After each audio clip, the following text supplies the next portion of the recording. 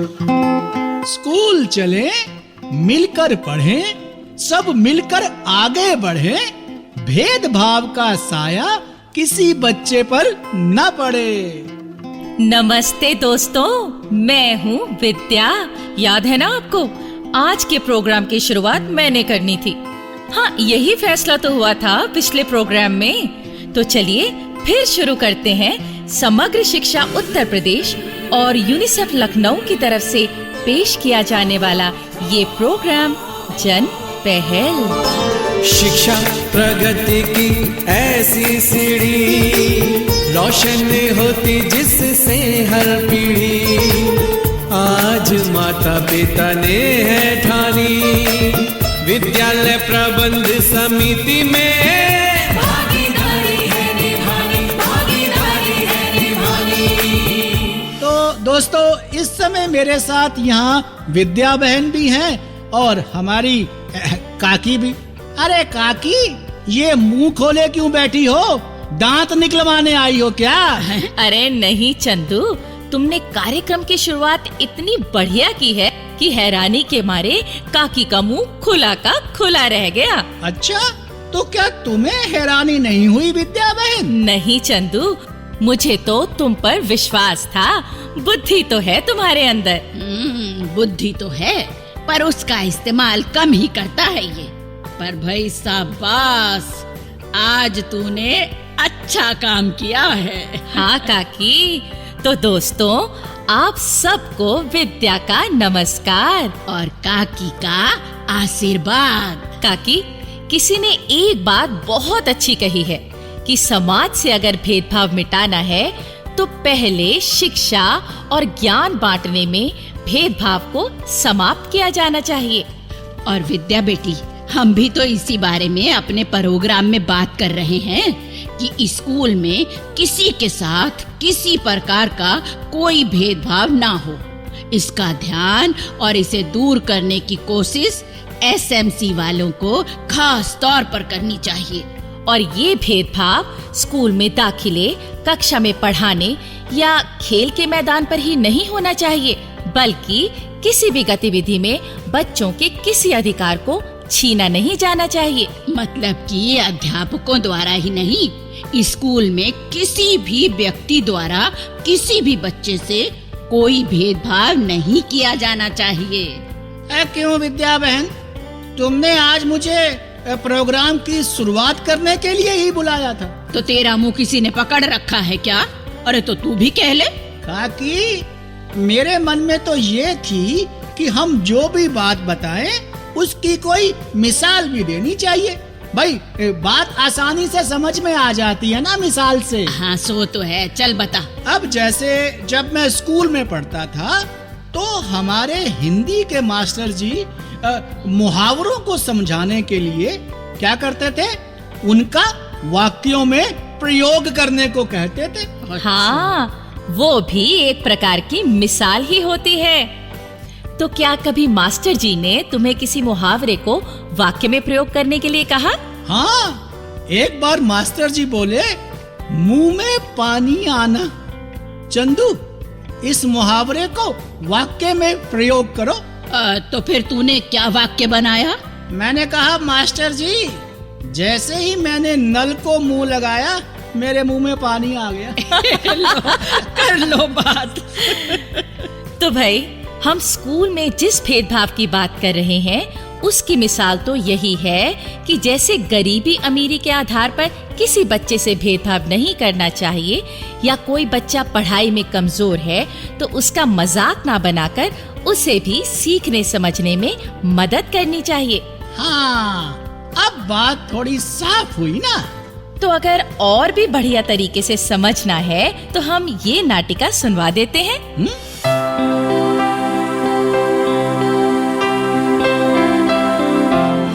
गुफरान मियाँ घर पर ही है क्या? अरे रे रे रे चमन लाल जी, आइए आइए, बैठिए। शुक्रिया शुक्रिया। कहिए, कुछ चाय नाश्ता वगैरह लेंगे क्या? नहीं नहीं नहीं, बस आपसे मिलने चला आया था। कहिए, क्या खिदमत करूं आपकी? भाई, एक दोस्त होने के नाते मुझसे जो बन सकेगा मैं करूंगा। बस इसी यकीन से तो आपके पास आया था। और फिर मुझे मंडी के लिए भी निकलना है। अच्छा, पहले तो ये बताइए कि मंडी में आपका कारोबार तो ठीक चल रहा है ना? हाँ जी साहब, ऊपर वाले की मेहरबानी है। अच्छा, तो फिर बताइए क्या कहना चाहते हैं आप? वैसे कहीं आप ये तो नहीं जानना चाहते कि स्कूल में खेल कूद का सामान खरीदने के लिए आपने जो रुपए पैसे की मदद की थी उसका सही इस्तेमाल हुआ कि नहीं? तो मैं अरे नहीं गुफरान मियाँ, वो बात नहीं है। अब आप जैसे ईमानदार और अक्लमंद लोग एसएमसी के मेंबर हों तो फिर स्कूल में हर काम ईमानदारी से ही पूरा होगा। मैं ही नहीं चमनलाल जी, हमारी एसएमसी के सारे मेंबर और यहाँ तक कि स्कूल का स्टाफ भी इस बात का ख्याल रखता है। जी हाँ, मैं जानता हूँ। तो मैं ये कहना चाहता हूँ कि मैंने अपने छोटे बेटे को आपके स्कूल में दाखिल करवाने का फैसला किया है। भाई वाह, बहुत बढ़िया। बच्चे की उम्र भी तो हो गई है अब स्कूल भेजने की। जी। और आपने हमारे सरकारी स्कूल में बच्चे को दाखिल करवाने की सोची है, तो ये तो और भी अच्छी बात है। गुफरान मियाँ, हमें तो आपके स्कूल पर ही भरोसा है। हाँ चमनलाल जी, आप जैसे लोग बच्चों को सरकारी स्कूल में पढ़ाएंगे तो बाकी लोग भी सरकारी स्कूलों का महत्व समझेंगे। जी बिल्कुल। तो गुफरान मियाँ, मैं बस इतना चाहता था कि आपके स्कूल में मेरे बच्चे को कोई तकलीफ ना हो। तकलीफ तो हम स्कूल में किसी भी बच्चे को नहीं होने देते। नहीं, मेरा मतलब था कि कक्षा के अंदर उठने बैठने में, पढ़ाई लिखाई में या फिर खेल कूद में मेरे बेटे का खास ख्याल रखा जाए, बस। चमनलाल जी, आप स्कूल को आर्थिक मदद देते हैं या फिर आप मेरे खास दोस्त हैं, तो क्या इसके बदले में आप अपने बेटे के लिए खास ख्याल रखवाना चाहते हैं? अब आप कुछ भी समझ लीजिए गुफरान मियाँ। देखिए, हमारे स्कूल के सभी बच्चे हमारे लिए बराबर हैं। हम उनसे कोई भेदभाव नहीं रखते। जो सुविधाएं और अधिकार स्कूल के बाकी बच्चों को दिए गए हैं वो आपके बेटे को भी दिए जाएंगे, न उनसे कम न उनसे ज्यादा। लेकिन मैं तो चमनलाल जी, हमारे शिक्षा के अधिकार अधिनियम का एक मकसद ये भी है कि सब बच्चों को समान रूप से पढ़ने और आगे बढ़ने का मौका दिया जाए। तो इस बात को हम कैसे भूल सकते हैं? और मुझे एक बात बताइए। कौन सी बात गुफरान मियाँ? आप क्यों अपने बच्चे के लिए खास इंतजाम चाहते हैं? जी, वो उसे बाकी बच्चों की तरह आगे बढ़ने दीजिए। आप उसे हमेशा गोद में बिठाकर ही क्यों पालना चाहते हैं? इस तरह तो वो जिंदगी की हकीकतों का सामना ही नहीं कर पाएगा। आप ठीक कहते हैं गुफरान मियाँ। मैं ही अपने बच्चे के लिए गलत सोच रहा था। चमनलाल जी, हमारे स्कूल में बच्चों के साथ ही नहीं, अध्यापकों, स्कूल के दूसरे कर्मचारियों और एसएमसी के सदस्यों के बीच भी कोई भेदभाव नहीं किया जाता। और ऐसे स्कूल में मेरा बच्चा पढ़ेगा, ये तो सौभाग्य होगा उसका। तो चलिए, आप बच्चे को लेकर स्कूल पहुंचिए, मैं भी पहुंचता हूं। जी, शुक्रिया शुक्रिया। आदाब अर्ज करती हूँ गुफरान चाचा। अरे प्रेमलता बिटिया, तुम जीती रहो जीती रहो। स्कूल जा रही हो? जी चाचा। भाई, माना तुम समय की पाबंद अध्यापिका हो, पर अभी तो स्कूल लगने में करीब 1 घंटा बाकी है। वो क्या है चचा कि मेरी क्लास में जो बच्चे पढ़ाई में कमजोर हैं, तो मैंने उनसे कहा कि वो स्कूल लगने से 1 घंटा पहले आ सकते हैं, तो मैं उन्हें उस समय पढ़ाने को तैयार हूँ। वो मान गए और अब मैं उन्हें पढ़ाने जा रही हूँ। ये तो तुम बहुत अच्छा काम कर रही हो। हाँ चचा, जो बच्चे पढ़ाई में कमजोर हो तो उनकी तरफ से मुंह मोड़कर उन्हें उनके हाल पर नहीं छोड़ना चाहिए और ना ही दूसरे बच्चों के सामने उनका मजाक उड़ाना चाहिए हमें। हाँ, इस तरह तो वो पढ़ाई में और भी पिछड़ जाएंगे और ये एक तरह का भेदभाव भी होगा उनके साथ। हाँ चचा, यही सोचकर मैं ये एक्स्ट्रा क्लासेस ले रही हूँ। भाई, मैं तो एसएमसी की मीटिंग में भी इस बात को रखूंगा कि तुम्हारी तरह सब अध्यापक पढ़ाई में कमजोर बच्चों की मदद करें और उनके लिए आगे बढ़ने के रास्ते भी तैयार करें।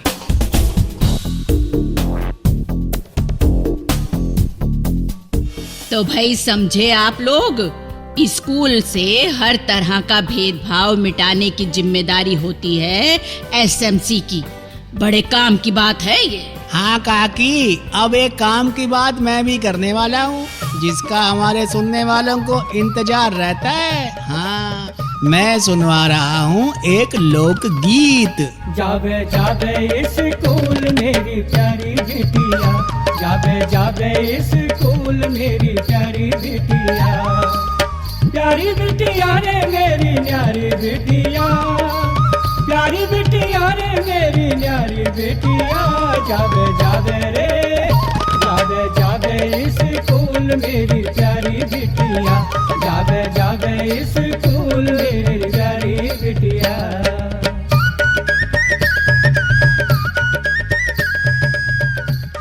और अब एक काम की बात और सुनिए ये प्रेरक संदेश। मेरा नाम रोहित है, ब्लॉक चतरा, जिला सोनभद्र।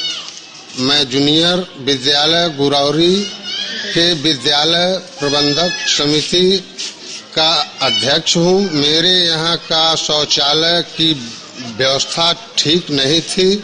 शौचालय पूरी तरह से खत्म हो गया था, जिसके कारण बच्चियों व महिला टीचर को परेशानी होती थी। यह सभी सदस्यों ने HMT की बैठक बुलाई और इस मुद्दे पर बात किया। इसके बाद ग्राम प्रधान जी से चर्चा किया गया। आज हमारे विद्यालय में नया शौचालय बन गया। अब बालक और बालिका का अलग अलग शौचालय है। भाई, इस प्रेरक संदेश के बाद अब प्रेरणा का एक दीपक मैं भी जला देता हूँ। माचिस है तुम्हारे पास काकी? क्यों रे, मैं कहाँ आग लगाती फिरती हूँ जो मुझसे माचिस मांग रहा है? नहीं नहीं, वो देबू ने अपने बापू की माचिस छिपा दी थी, तो मैंने सोचा कहीं तुम्हें ना दे गया हो। तू भी ना। चंदू, पर देबू ने अपने बापू की माचिस क्यों छुपा दी? ताकि वो बीड़ी ना पी सके।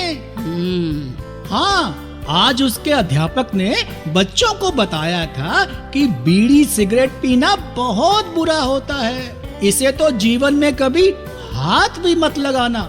और जब उसने माचिस ढूंढ रहे अपने बापू को ये बात बताई, तो नन्हे बेटे के मुंह से ये बात सुनकर उसके बापू ने हमेशा हमेशा के लिए बीड़ी सिगरेट छोड़ने का फैसला कर लिया। भाई वाह। हाँ, मतलब ये हुआ दोस्तों कि जिस प्रकार खेल के मैदान में वही खिलाड़ी जीतता है जो स्वस्थ और सेहतमंद है, और इसी तरह ये जो जिंदगी का खेल है, ये भी तो एक मुकाबला है समस्याओं से जीतने का।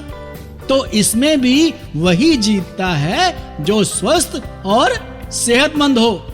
और बीड़ी सिगरेट पीकर कोई स्वस्थ सेहतमंद कैसे रह सकता है? यही बात देबू के बापू को अच्छी तरह से समझ आ गई। वाह भाई वाह। भाइयों बहनों, अगर आप अपनी बात हम तक पहुंचाना चाहते हैं या विद्यालय प्रबंध समिति के बारे में कोई जानकारी चाहते हैं या कार्यक्रम के बारे में कोई सुझाव देना चाहते हैं, तो इस पते पर लिखें।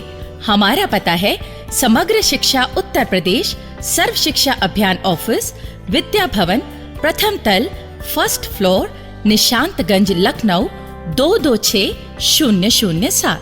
तो अब जन पहल के अगले कार्यक्रम तक विद्या और अपनी काकी और अपने चंदू को आज्ञा दीजिए। जय हिंद। शिक्षा प्रगति की ऐसी सीढ़ी, रोशन होती जिससे हर पीढ़ी। आज माता पिता ने है ठानी, विद्यालय प्रबंध समिति में